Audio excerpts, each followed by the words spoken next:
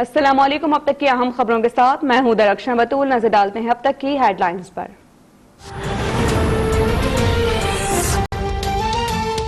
چینی ضرورت سے زیادہ، پھر بھی ملک میں چینی کا بحران۔ پنجاب کی شوگر ملز نے 16 لاکھ میٹرک ٹن چینی تیار کر لی۔ 5.5 لاکھ میٹرک ٹن زائد چینی تیار کرنے کے باوجود قیمت میں اضافہ جاری۔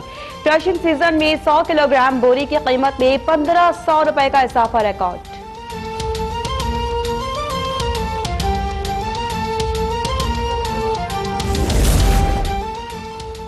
اقتصادی رابطہ کمیٹی کا اجلاس آج ہوگا۔ مشیر خزانہ حفیظ شیخ صدارت کریں گے۔ اجلاس میں 8 نکاتی ایجنڈے پر غور کیا جائے گا۔ گیس کی قیمتوں میں اضافے کی سمری زیر غور آئے گی۔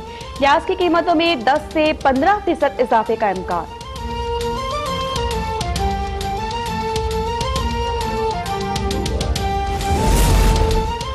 وزیر اعظم عمران خان کی ملائیشیا کے وزیر دفاع سے ملاقات۔ دو طرفہ تعلقات اور باہمی دلچسپی کے امور پر تبادلہ خیال۔ وزیر اعظم آج ملائیشیا کے وزیر اعظم مہاتیر محمد سے ملاقات کریں گے۔ وزیر خارجہ شاہ محمود قریشی، وزیر منصوبہ بندی اسد عمر اور مشیر تجارت بھی وزیر اعظم کے ہمراہ ہوں گے۔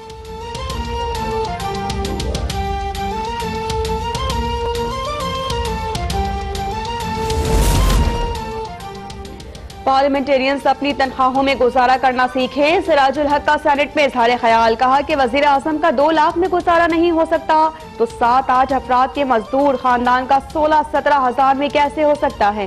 حکمران 18 ماہ میں عوام کو اپنے کسی ایک فیصلے سے بھی مطمئن نہیں کر سکے۔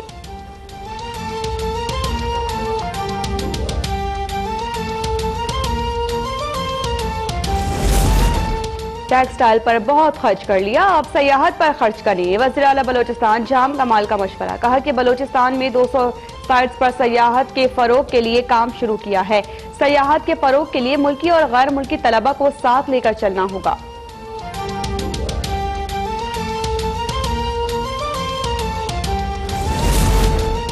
دو روز قبل چین سے واپس آنے والے خیرپور کے نوجوان شاہزیب راہوجہ کی طبیعت اچانک بگڑ گئی۔ وزیر صحت عذرا پیچوہو نے نوجوان کی طبیعت بگڑنے کا نوٹس لے لیا۔ کہتی ہیں کہ نوجوان کے ابتدائی معائنے میں کورونا وائرس کی کوئی علامت ظاہر نہیں ہوئی۔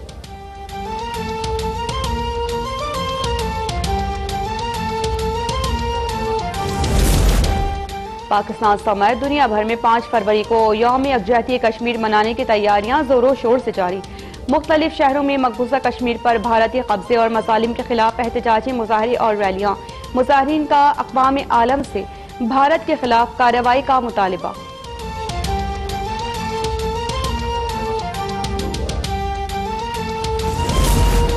بھارتی انتہا پسند جماعت بی جے پی کے رہنما کا مسلمانوں اور عیسائیوں کو بھارت چھوڑنے کا الٹیمیٹم۔ بی جے پی رہنما راجیو شر سنگھ کا کہنا ہے کہ بھارت میں مسلمانوں اور عیسائیوں کو رہنے کا کوئی حق نہیں ہے۔ آئندہ سال بھارت سے اسلام اور عیسائیت کا خاتمہ کر دیا جائے گا۔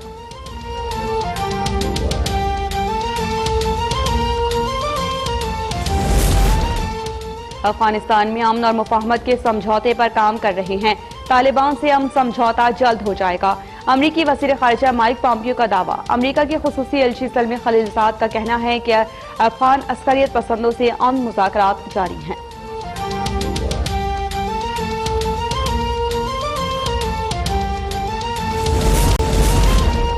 قلات اور گردونواہ میں برف باری کا نیا سلسلہ شروع ہو گیا۔ برف باری سے سردی کی شدت میں مزید اضافہ، عوام کی مشکلات بھی بڑھ گئیں۔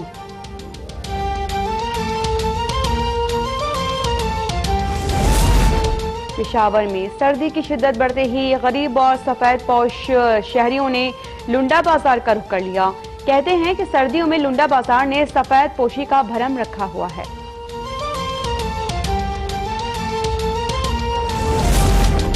کورونا وائرس کے ڈر نے سبزیوں کے دام بھی بڑھا دیے۔ چین سے ادرک لہسن کی درآمد پر پابندی کی وجہ سے ادرک اور لہسن کی قیمتیں آسمان کو چھونے لگی۔ لہسن اور ادرک کی فی کلو قیمت میں 150 روپے کا اضافہ۔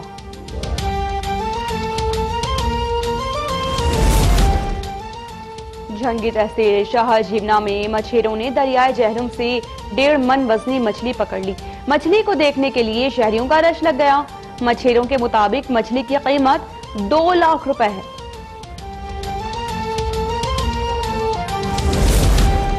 اور بنگلہ دیش سے ٹیسٹ کھیلنے کے لیے پاکستان کرکٹ ٹیم اسلام آباد پہنچ گئی۔ بنگلہ دیش کی ٹیم کل پہنچے گی۔ میچ کی ٹکٹس آج سے دستیاب ہوں گی۔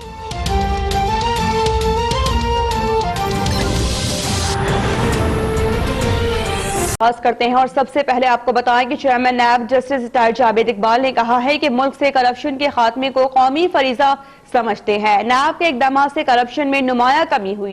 نیب کیسز میں سزا دلوانے کی شرح 70% ہے۔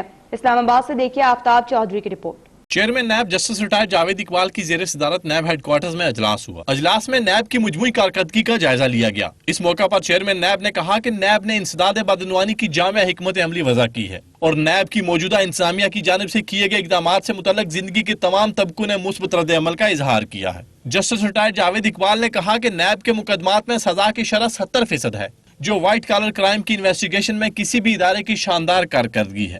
نیب نے وائٹ کالر کرائمز کے مقدمات کی تفتیش کے لیے جدید ٹیکنالوجی سے استفادہ کے لیے جدید فرانزک سائنس لیبارٹری قائم کی گئی ہے۔ چیئرمین نیب نے کہا کہ تفصیلی تجزیے کے بعد operation, prosecution, training and research, human resource development, آگاہی و تدارک ڈویژن سمیت دیگر شعبوں کو اصلاحات کے ذریعے فعال بنایا گیا ہے۔ نیب بدعنوانی کے خاتمے کو اپنا قومی فرض سمجھتے ہوئے اس سے آہنی ہاتھوں سے نمٹنے کے لیے پرعزم ہے۔ نیب اقدامات سے عام آدمی کو فائدہ پہنچے گا۔ بدعنوانی کے خاتمہ کے لیے ہم سب متحد ہیں۔ چیئرمین نیب کا کہنا تھا کہ نیب زیرو کرپشن، 100% ترقی کے لیے کرپشن فری پاکستان کے لیے پرعزم ہے۔ انہوں نے نیب کے تمام افسران کو ہدایت کی کہ وہ شفافیت اور میرٹ پر عمل کرتے ہوئے اپنے قومی فرائض انجام دیں۔ آفتاب چودھری، اسلام آباد، اب تک۔ چیئرمین اور ڈیپٹی چیئرمین سینٹ، اسپیکر اور ڈیپٹی اسپیکر قومی اسمبلی اور اراکین کی تنخواہوں اور مراعات میں اضافے کے تینوں بل سینٹ میں کثرت رائے سے مسترد کر دیے گئے۔ رائے شماری کے دوران بل کے حق میں 16 جبکہ مخالفت میں 29 ووٹ آئے۔ Tehreek Insaf, Muslim League Noon, Peoples Party اور جماعت اسلامی نے بھی بلز کی مخالفت کی۔ M Q M, B A P, National Party, P K MAP, J U I F اور اے این پی نے تنخواہوں میں اضافے کے بل کی حمایت کی۔ نمائندہ خصوصی بہزاد سلیمی کی یہ رپورٹ۔ سینٹ کا اجلاس چیئرمین صادق سنجرانی کی زیر صدارت ہوا۔ چیئرمین سینٹ اور اسپیکر قومی اسمبلی کی تنخواہوں میں اضافے اور مراعات کا بل آزاد رکن نصیب اللہ بازئی نے پیش کیا۔ وزیر پارلیمانی امور اعظم سواتی نے تکنیکی بنیاد پر بل کی مخالفت کرتے ہوئے کہا کہ حکومت کے سامنے سب سے بڑی رکاوٹ آرٹیکل 73 اور 74 ہے۔ چونکہ یہ معاملہ منی بل کا ہے، اس لیے بل پر بحث قومی اسمبلی میں ہونی چاہیے۔ 81B میں آپ کے سامنے پڑھتا ہوں تو ساری چیز جو ہے آ جاتی ہے کہ it is a money bill. The administrative expenses جن کی آپ نے بات کی ہے، including the remuneration payable to the officer and the staff of the supreme court, the high court, the department auditor general, office of the election commissioner and of the election and secretariat of senate and national assembly, یہ consolidated fund سے آتے ہیں۔ Peoples party کی شری رحمان نے بھی بل کی مخالفت کی اور کہا کہ بلا شبہ بہت سے ارکان پارلیمان کا موجودہ تنخواہ میں گزارا مشکل ہے، لیکن ملک میں شدید اقتصادی بحران ہے، اس لیے پیپلز پارٹی اس بل کی مخالفت کرتی ہے۔ اس وقت چیئرمین صاحب جو ملک میں صورتحال ہے، افراط زر جو ہے 12 سال کی ریٹ جو ہے اس سے تجاوز کر چکی ہے۔ جو آپ کی انٹرسٹ ریٹ ہوتی ہے جو بہت اونچی جا رہی ہے، 13% سے آگے چلی گئی ہے، اس سے بھی جا چکی ہے اوپر۔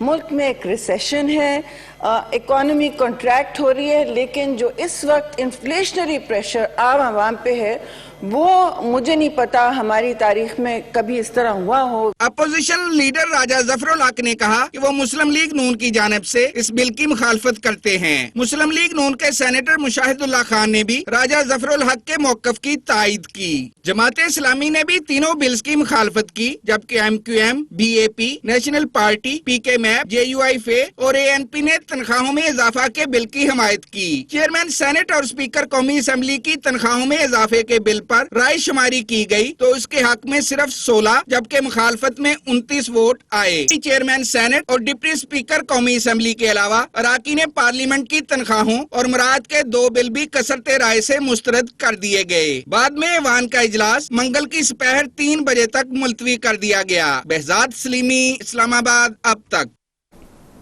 قومی اسمبلی ہال میں پاکستان کے ساتھ آزاد کشمیر کا پرچم بھی لہرا دیا گیا۔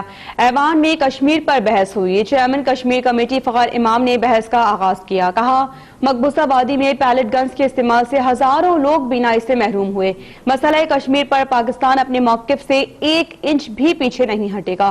خواجہ آصف بولے کہ میں خود بھی کشمیری ہوں، کشمیر سے جذباتی لگاؤ ہے۔ کہا گیا تھا کہ یہاں ہر جمعے کو احتجاج ہوگا، کہاں گیا وہ اعلان؟ دیکھیے اسلام آباد سے عبدالرزاق کھٹی کی رپورٹ۔